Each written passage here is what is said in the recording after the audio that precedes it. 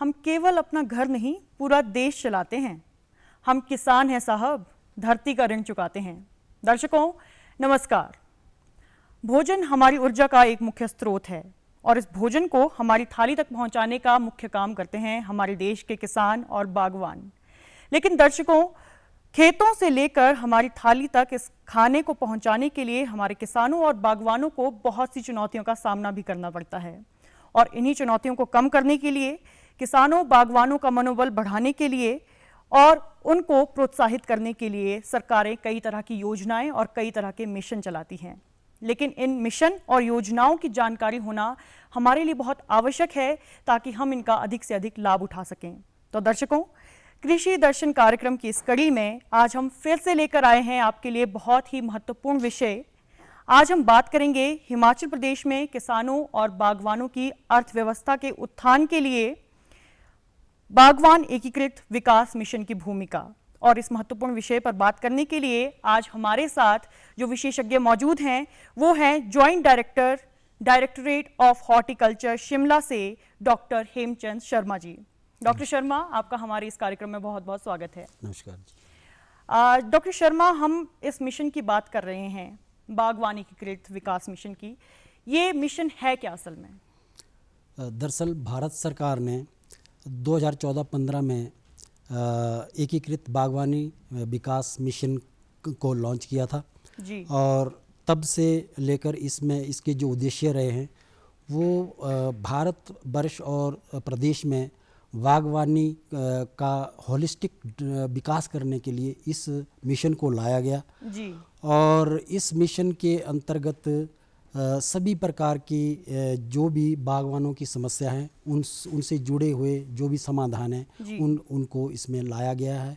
और इससे किसानों की आय को बढ़ाने के लिए और एक क्वालिटी फलों का उत्पादन करके बागवानों की का प्रोडक्शन को बढ़ाने के लिए इस मिशन को लाया गया है। और इस मिशन के तहत भारत सरकार ने प्रयास किया है कि इसमें फलों के साथ साथ सब्जियां और फूलों की खेती और मशरूम कल्टीवेशन और स्पाइसेस आदि सभी फल फसलों को इसमें निहित मिलाया गया है। जी, आपने बहुत अच्छी बात बताई हमें कि चाहे हमारे किसान बंधु, चाहे वो सब्जियां हैं, फल हैं या फिर कोई और चीज़ें हैं, मशरूम लगा रहे हैं, सुगंधित फूलों को लगा रहे हैं या मधुमक्खी पालन भी कर रहे हैं, तो ये हमारी एकीकृत बागवानी में आ रहा है। तो क्या है ये मिशन? क्या इसमें हमें सब्सिडी दी जा रही है और क्या किस तरह की चीज़ें इसमें हमें उपलब्ध करवाई जा रही हैं? इस मिशन के तहत जो प्रावधान किया गया है अनुदान देने के लिए किसानों के लिए उसमें सबसे पहले तो क्वालिटी मटेरियल जो प्लांटिंग मटेरियल है उसको डेवलप करने के लिए अनुदान का प्रावधान है। हमारा जो क्वालिटी प्लांटिंग मटेरियल वो नर्सरी से आता है। अच्छा। तो इस स्कीम के तहत नर्सरी उत्पादन को बढ़ावा देने के लिए भारत सरकार के द्वारा छोटी नर्सरी तैयार करने के लिए, बड़ी नर्सरी तैयार करने के लिए अनुदान का प्रावधान है। छोटी नर्सरी की पैदावार को बढ़ाने के लिए इसमें 7.5 लाख पर हेक्टेयर का अनुदान का प्रावधान है। 7.5 लाख पर हेक्टेयर का अनुदान का प्रावधान है। और अगर कोई किसान बड़ी नर्सरी लगाना चाहता, हाईटेक नर्सरी लगाना चाहता, तो उसमें 40 लाख तक अनुदान देने का भारत सरकार के द्वारा इसमें प्रावधान है। और इसके अलावा अगर कोई किसान टिश्यू कल्चर लैब लगाना चाहता है तो उसमें भी फल की नई पौध तैयार की जा सकती है। अच्छा। और अगर कोई किसान अपना ऑलरेडी उनका कोई लगा हुआ टिश्यू कल्चर उसको वो स्ट्रेंथन करना चाहता है तो उसके लिए भी अनुदान का प्रावधान रखा गया है। तो इसमें जो अगर नया टिश्यू कल्चर यूनिट लगाना चाहता है किसान तो उसके लिए लगभग 1 करोड़ तक का इसमें अनुदान का प्रावधान है। जी, 1 करोड़ तक का 1 करोड़ तक का अनुदान लिया जा सकता है। ये एक प्रोजेक्ट बेस प्रोग्राम होगा और उसके अगर कोई कर सकता है तो उसको 1 लाख तक का इसमें प्रावधान है, जिसके लिए उसको लगभग 25 लाख पौधे पर पर ईयर तैयार करने पड़ेंगे। हाँ। जी, मतलब योजना तो बहुत अच्छी है कि सरकार ने हमारे लिए सब्सिडी देने का पूरा प्रावधान दिया है, हमें बस उसे इनिशिएट करने की ज़रूरत है। जैसा कि आपने कहा 7 लाख रुपए पर हेक्टेयर मिलेगा, या फिर कोई टिश्यू कल्चर को शुरू करना चाहता है तो 1 करोड़ तक का भी अनुदान दिया जा रहा है सरकार के द्वारा। लेकिन अगर हम अभी हमारे किसानों को पता लग गया है कि ये वाला विकास मिशन सरकार लेकर आई है, तो अब ये जो प्रक्रिया है ये किस तरह से शुरू होगी कि हमारा कोई किसान है वो चाहता है कि मैं इसका लाभ उठाऊं, तो कहाँ से शुरू करें? इस मिशन के तहत किसी भी स्कीम का अनुदान लेने के लिए किसान को इसके लिए ऑनलाइन अप्लाई करना पड़ेगा, क्योंकि अब सरकार का मिशन ये है कि ऑफलाइन एप्लीकेशन नहीं ली जा रही है। अच्छा। सभी को ऑनलाइन ही अप्लाई करना पड़ता है। इसके लिए उद्यान विभाग ने ई उद्यान पोर्टल एक रखा है। ई उद्यान पोर्टल में घर बैठे भी किसान अपनी जो डिमांड वो किसी भी स्कीम में अनुदान के लिए रख सकता है जी। या वो नज़दीक के किसी भी केंद्र पर जाके अपना ऑनलाइन इसको फॉर्म को भर सकता है। लोक मित्र केंद्र में जाके फॉर्म को भर सकता है और किसी भी स्कीम के लिए अप्लाई कर सकता है। और ऑनलाइन अप्लाई करने के साथ साथ उसकी सीनियरिटी भी उसमें मेंटेन हो जाती है कि वो कितने नंबर पर अप्लाई कर रहा है। तो जब भी हमारे उसमें बजट प्रावधान होता तो उसके अकॉर्डिंग उसकी सीनियरिटी के हिसाब से ही उस पर्टिकुलर स्कीम में उसको अनुदान देने का प्रावधान रखा गया है। जी, आपने बहुत अच्छी बात बताई हमें कि आजकल ऑनलाइन सिस्टम सरकार ने शुरू कर दिया है। तो दर्शकों, अगर आप चाहते हैं, हमारे कोई किसान बंधु चाहते हैं कि इस स्कीम का लाभ उठाया जाए, तो वो ई उद्यान पोर्टल पर जा सकते हैं और वहाँ से अपना फॉर्म भर सकते हैं। इसके अलावा अगर आप ऑनलाइन काम नहीं कर सकते हैं तो आप अपने नज़दीकी लोक मित्र केंद्र में जाइए और वहाँ पर अपना फॉर्म भराइए। सर, हम शुरू करते हैं कि अब हमने सब्सिडी तो भर ली है, लेकिन क्या अब हमें ऐसे ही पैसे मिलना शुरू हो जाएंगे कि हमने फॉर्म भर दिया है, कि उससे पहले भी कुछ क्राइटेरिया रहता है कि अगर आप ऐसा करते हैं तो उसके बाद ही आप सब्सिडी के लिए एलिजिबल होते हैं? देखिए, इसमें जैसे ही कोई भी किसान ऑनलाइन अपनी स्कीम को चूज़ करता है और उसके लिए एप्लीकेशन भरता है, ऑनलाइन भरता है, तो उसके साथ उसको कुछ डॉक्यूमेंट लगाने पड़ते हैं। पहला तो ये है कि वो किसान है तो उसको अपना रेवेन्यू पेपर उस पर अपलोड करना पड़ेगा जी। उसके बाद उसको अपना आधार जो कार्ड है वो अपलोड करना होगा और उसका आधार कार्ड जो है बैंक अकाउंट से भी लिंक होना चाहिए। अच्छा। ताकि जब अनुदान हम उनको देंगे, विभाग देता है, तो वो उनके आधार लिंक जो उनका जो बैंक अकाउंट है उसमें ट्रांसफ़र किया जा सके। तो इसके लिए उनको अपना बैंक पासबुक की फ़ोटोकॉपी भी अपलोड करनी होगी और इसके साथ साथ वो अपना रेवेन्यू पेपर और उद्यान कार्ड को भी अपलोड कर सकता है कि वो किसान है। जी। तो दर्शकों, हमने ये जाना कि अभी जब हमें अप्लाई करना है तो हमें कुछ एक ज़रूरी डॉक्यूमेंट्स, दस्तावेज चाहिए होंगे जो हमें संभाल कर रखने हैं। तो अब हमने वहाँ पर अप्लाई कर दिया है, सारे दस्तावेज हम लोग ले गए हैं। अब हमें सब्सिडी कितनी मिलेगी? जहाँ तक सब्सिडी का सवाल है, इस एकीकृत बागवानी विकास मिशन के तहत कुछ स्कीमों में 50% अनुदान देने का प्रावधान है। 50% टोटल उसका कॉस्ट का जी। और कुछ एक स्कीमें हैं जिनमें 40% अनुदान है। कुछ स्कीमों में 55% अनुदान देने का प्रावधान है और कुछ एक स्कीम ऐसी है जिनमें 75% अनुदान देने का भी प्रावधान है। और अगर कोई प्रोजेक्ट पब्लिक सेक्टर में किया जाता है तो उसमें 100% अनुदान का भी प्रावधान है। 100%। पर वो पब्लिक सेक्टर में अगर वो लग रहा है तो प्राइवेट सेक्टर में 100% नहीं है। जी। तो एक और सवाल ये उठता है कि जैसे हमारे पॉली हाउस वगैरह हैं, वो 4-5 साल के बाद थोड़ा सा मतलब नहीं रहते हैं, काम के नहीं रहेंगे, वो हमें दूसरा उसको चेंज करना पड़ेगा अपने स्ट्रक्चर को। तो तब तक भी क्या वो सब्सिडी वैलिड रहेगी? कितना पैसा हमें मिलेगा और कब तक वो रहेगा? हमें एडिशनल कुछ चार्जेस मिल सकते हैं, नहीं मिल सकते हैं? किस तरह से रहेगा? अगर हम पॉली हाउस की बात करें तो इस एकीकृत बागवानी विकास मिशन में पॉली हाउस बनाने के लिए जो है अनुदान का प्रावधान है। अगर एक बार किसान इसमें अनुदान ले लेता है तो उसके उपरांत 5 साल तक इसका गारंटी रखी जाती है। जी। 5 साल के बाद हो सकता है उसका पॉलीशीट फट जाए या कुछ उसमें कमियां आ जाए, तो किसान 5 साल के बाद दोबारा भी अप्लाई कर सकता है। जी। और इसमें भी लगभग 50% का अनुदान रहता है 50% पॉली हाउस बनाने के लिए। जी। पॉली हाउस बनाने के लिए भी अनुदान है। अगर इसके साथ वो पॉली हाउस के अंदर कोई अच्छी खेती करना चाहता है, जैसे फूलों की खेती है, तो उसके लिए भी उसके प्लांट मटेरियल के लिए और साथ में उसके रख रखाव के लिए, उसके लिए भी अलग से सब अनुदान का प्रावधान है।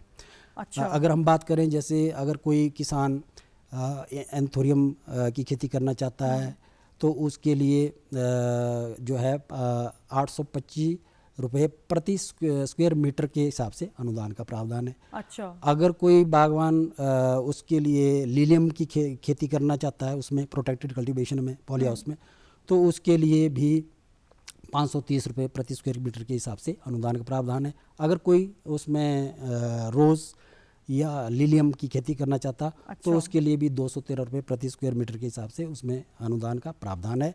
और इसमें मैक्सिमम लिमिट रखी गई है कि कोई भी किसान जो है 4000 स्क्वायर मीटर के लिए इसके लिए अनुदान ले सकता है, पॉली हाउस बनाने के लिए भी, और उसके अंदर जो हाई वैल्यू क्रॉप लगाने के लिए भी अनुदान देने का प्रावधान जी। रखा है। तो डॉक्टर साहब, ये जो हमारी चर्चा चल रही है, इससे मैं जितना समझ पा रही हूँ, ये यही है कि हमारे किसान बंधुओं के लिए योजनाएं जो भी लाई गई हैं वो बहुत ही फ़ायदेमंद सिद्ध हो सकती हैं, लेकिन हमें आवश्यकता है उन्हें अच्छी तरह से इस्तेमाल करने की।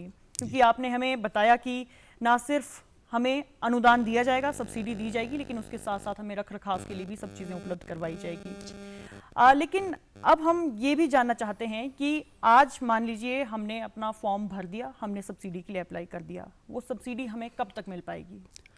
जहाँ तक सब्सिडी मिलने का सवाल है, जिस तरह अगर किसान ने अप्लाई कर रखा है, तो जैसे कि ऑनलाइन अप्लाई किया जा रहा है, तो उसकी सब्सिडी जो है ऑनलाइन उसमें जो ऑनलाइन उसकी सीनियरिटी मेंटेन हो जाती है। जी। और इसमें अवेलेबिलिटी ऑफ फंड के ऊपर डिपेंड करेगा जी। कि उसमें कितनी अवेलेबिलिटी ऑफ फंड्स है।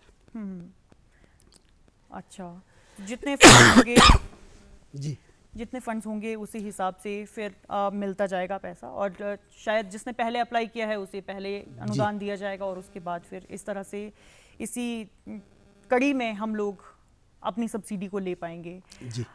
लेकिन सर, एक कंडीशन ऐसी भी आ जाती है कि हमने अब सब्सिडी ले ली है, अब सरकार ये कैसे पता लगाएगी कि हम उस पर सच में काम कर भी रहे हैं, कि हमने बस सब्सिडी के पैसे ले लिए हैं, या हम उस पर काम कर भी रहे हैं सच में या नहीं कर रहे हैं?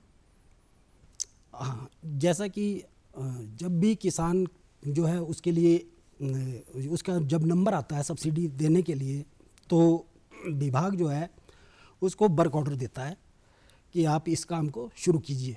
जी।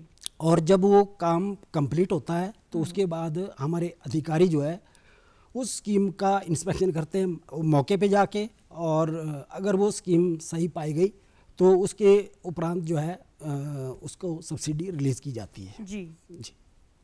अच्छा, तो इसका मतलब ये है कि अगर हम ये सोचें कि हमने सब्सिडी ले ली है, उसके बाद हम काम कर रहे हैं नहीं कर रहे हैं, ऐसा तो नहीं चलेगा। पहले हमें सरकार ने जो क्राइटेरिया रखा है, पहले हम उसे फुलफिल करेंगे और उसी के बाद हमें पैसा मिलना शुरू हो जाएगा।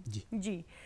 अभी हम थोड़ा सा और विस्तार में चर्चा करें यदि, तो हमारे किसान अनाज उगाते हैं, सब्जियां उगाते हैं, बाकी चीज़ें रहती हैं हमारी, तो क्या सिर्फ ये हमारा मिशन इन्हीं चीज़ों के लिए सीमित रहता है, या फिर जब हम एकीकृत बागवानी की बात करते हैं उसमें और किस तरह की चीज़ें आती हैं? जिस प्रकार से इस मिशन के तहत बहुत सारी स्कीमें इंक्लूड की गई है इस मिशन में, तो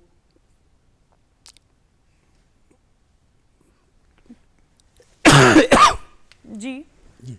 हाँ जी। तो इसमें बहुत सारी स्कीमें हैं, जैसे हमने बात की क्वालिटी प्लांटिंग मटेरियल नर्सरी में पैदा करने से लेकर, और उसको जो नए पौधे हैं उनको लगाने के लिए, चाहे सेब के पौधे हो, चाहे वो अनार के पौधे हो, तो सभी प्रकार के पौधे जो हम फार्मर जो किसान लगाएगा उसके सबके ऊपर अनुदान देने का प्रावधान है। और इसके अलावा फील्ड मैकेनाइजेशन हॉर्टिकल्चर को मैकेनाइज करने के लिए ऑर्चर्ड को उसमें पावर टिलर, पावर ट्रैक्टर जो है उसको उसके ऊपर भी अनुदान देने का प्रावधान दिया गया है। और इसके अलावा अगर किसान मधुमक्खी पालन करना चाहता है जी, तो उसमें भी अनुदान देने का प्रावधान है। अगर कोई किसान मशरूम की खेती करना चाहता है अच्छा, तो उसके ऊपर भी अनुदान देने का प्रावधान रखा गया है।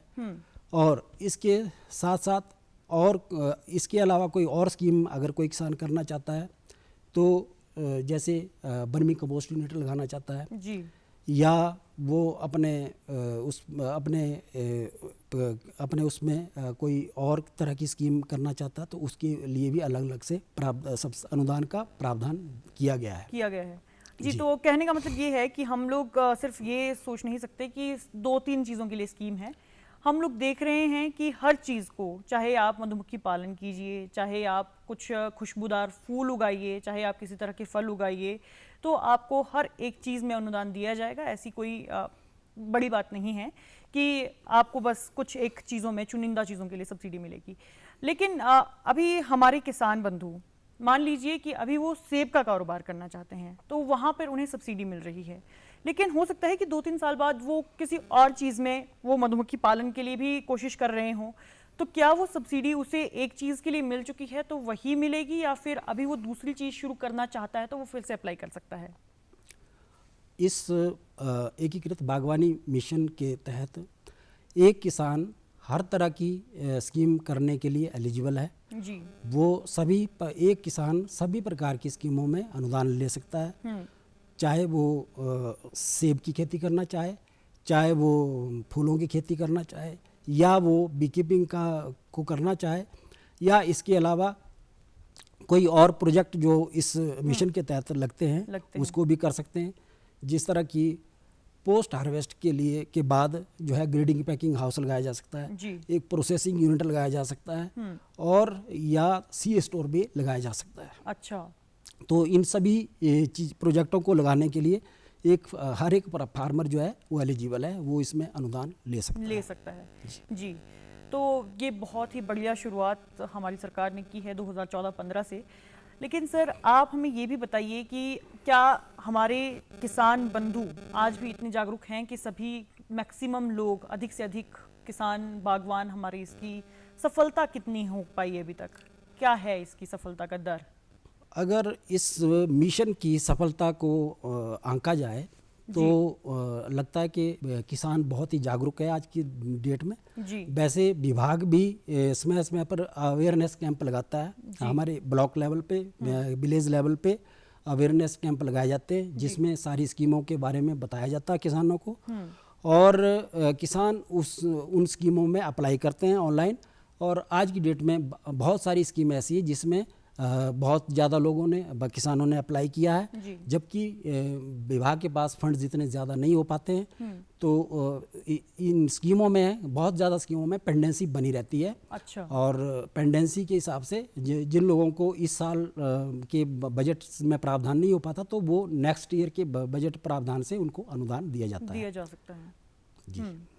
जी, तो अभी तो हमने जैसे अपने एक मिशन की बात की, ये बागवान एकीकृत मिशन है, लेकिन ऐसी बहुत सारी स्कीमें हैं जिनके बारे में हमारे बागवानों, किसानों, बंधुओं को पता नहीं रहता है। तो अभी मान लीजिए कि यहाँ पर तो डायरेक्टरेट ऑफ हॉर्टिकल्चर है हमारे पास, लेकिन घर गाँव में, जिलों में हमारे किसान किसके पास जाएं कि उन्हें जितनी भी स्कीम्स हैं, जितनी भी योजनाएं शुरू की गई हैं, उनका पता चले? पहला तो विभाग की तरफ से हर ब्लॉक लेवल पे हमारे ऑफिसेज है। फिर विलेज लेवल पे, सर्कल लेवल पे हमारे हॉर्टिकल्चर एक्सटेंशन ऑफिसर बैठते हैं, तो डायरेक्ट उनसे मिलके या उद्यान पोर्टल पे जाके वो इन स्कीमों को देख सकते हैं जिनमें अनुदान दिया जाता है। या इसके अलावा एक टोल फ्री नंबर है हमारा जो 1800-180-155-1 नंबर है, उस पर डायल करके कोई भी स्कीम के बारे में जानकारी ली जा सकती है, या कोई भी और समस्या हो उसका समाधान लिया जा सकता है। जी, तो आज के समय में आप क्या कहना चाहेंगे? क्योंकि हम लोग देखते हैं कि बहुत सारे लोग डिमोटिवेट हो जाते हैं कभी कभी कि किसानी बागवानी में रखा क्या है, हमें मतलब इतना फ़ायदा नहीं हो सकता है। तो आप इस स्कीम के माध्यम से हमारी जो युवा जनरेशन है, हमारे युवा हैं, उन्हें आप क्या बताना चाहेंगे कि सरकार आपको किस तरह की सुविधाएं दे रही है कि आपको चिंता करने की आवश्यकता नहीं है? आज की डेट में जिस तरह से एम्प्लॉयमेंट जनरेशन बहुत मुश्किल चीज़ है, जी। तो हॉर्टिकल्चर एक ऐसा ऑक्यूपेशन है जिसमें सेल्फ एम्प्लॉयमेंट जनरेट होता है। बिल्कुल। कोई भी पढ़ा लिखा जो युवक है वो किसी भी प्रोजेक्ट में काम, किसी भी प्रोजेक्ट को लगा सकता है हॉर्टिकल्चर से रिलेटेड, चाहे वो प्रोसेसिंग यूनिट है, चाहे वो सी स्टोर्स है, चाहे वो कोई और तरह का प्रोजेक्ट है जो इससे रिलेटेड है, बागवानी से लेकर। जी। तो उससे आमदनी भी बढ़ाई जा सकती है और जो हमारे जो यंग जो जनरेशन है उनको एम्प्लॉयमेंट भी जनरेट किया जा सकता है। जी। और एक अच्छी इकोनॉमी करके हम अपने जो स्टेट के जो इकोनॉमी है उसको भी बढ़ा सकते हैं। बिल्कुल। और जो किसान है वो अपनी आमदनी को भी बढ़ा सकते हैं। ये आपने बहुत सही बात कही है कि आज के समय में जहाँ पर हम लोग कह रहे हैं कि हमें बागवानी कृषि से हटकर हमें कहीं बाहर जाना है, हमें बाहर की दुनिया देखनी है और किसानी बागवानी में क्या रखा है, तो वहीं पर दूसरी तरफ हम देखते हैं कि सरकारें जो है कई तरह की योजनाएं ला रही हैं, पूरे प्रयास कर रही है कि ये जो हमारा कृषि प्रधान देश है भारत, यहाँ पर कुछ ना कुछ बने और भी हम इसमें उत्थान कर सके, आर्थिकी की तरफ हम लोग इसमें बढ़ावा दे सके, किसानी और बागवानी की तरफ से।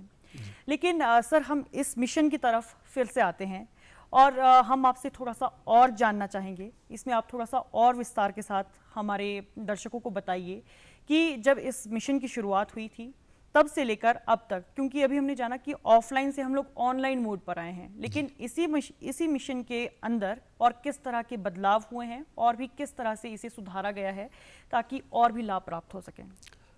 अगर हम एकीकृत बागवानी विकास मिशन की बात करें जी। तो जैसा कि ये 2014-15 में शुरू हुआ था, तो उसके जो इसके जो इसमें जो अनुदान के जो पैरामीटर्स जो रखे गए थे सरकार के द्वारा, वो अब काफ़ी पुराने हो चुके हैं। तो अब भारत सरकार जो है इस मिशन को दोबारा रिवाइज कर रही है जी। और इसमें अब नए पैरामीटर्स आएंगे।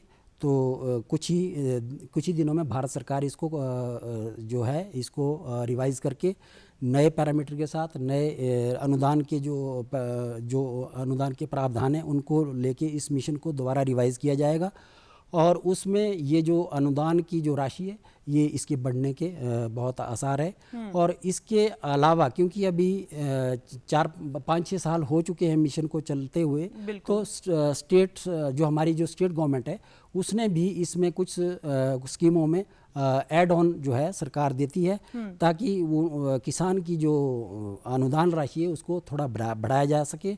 तो इसी संदर्भ में जैसे एक हमारी पुष्प क्रांति योजना है, उसमें स्टेट सरकार जो है 85% तक अनुदान दे रही है। और हमारी एक PMKSY योजना है जो सेंटर की है, लेकिन स्टेट गवर्नमेंट जो एड ऑन दे के इसमें भी 80% तक का अनुदान दे रही है। 80% तक? हाँ जी, स्टेट गवर्नमेंट।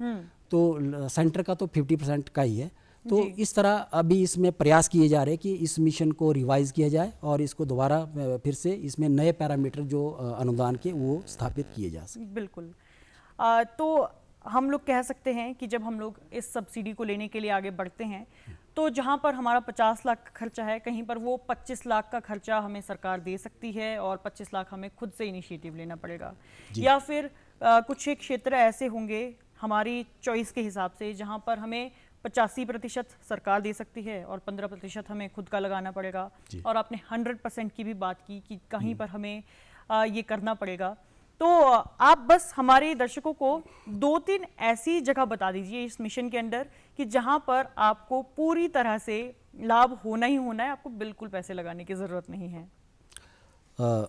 जहां तक मिशन की बात है, इसमें 100% सिर्फ जो पब्लिक सेक्टर में जो प्रोजेक्ट होते हैं, जैसे हमारा सेंटर ऑफ एक्सीलेंस का एक प्रोजेक्ट है जो मंडी के सिद्धपुर में लगाया गया है। ये इंडो इजराइल कोलैबोरेशन से इस सेंटर ऑफ एक्सीलेंस को डेवलप किया गया है।